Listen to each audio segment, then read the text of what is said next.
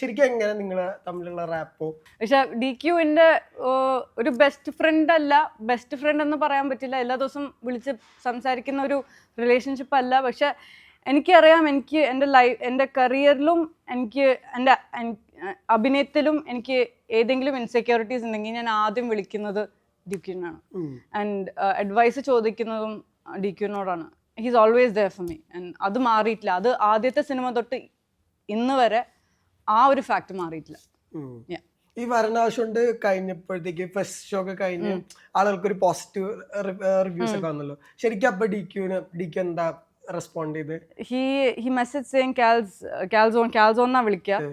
കാൽസോൺ, I hope you see the love that's coming for you. Message എനിക്ക് ഇപ്പോഴും ഓർമ്മയുണ്ട്. I hope you see the love that's coming for you. Please know you deserve it. അതായിരുന്നു. ഈ വേറെ കാര്യമുണ്ട്, ഈ right place at the right time എന്ന് പറഞ്ഞിട്ടുള്ള കാര്യമുണ്ടല്ലോ. ഒരു ദിവസം രാവിലെ എണീക്കുമ്പോ ആര് വിളിക്കും ഞാൻ പോസ്റ്റ് ചെയ്തിട്ടുണ്ട്. ഹൃദയത്തിന്റെ ശരിക്കും ഡെസ്റ്റിനിയിൽ വിശ്വാസം ഉണ്ടോ? അത് തീർച്ചയായിട്ടും. ഐ മീൻ എൻ്റെ ലൈഫിലെ ഫിലോസഫി തന്നെ അങ്ങനെയാണെന്ന് പറയാം.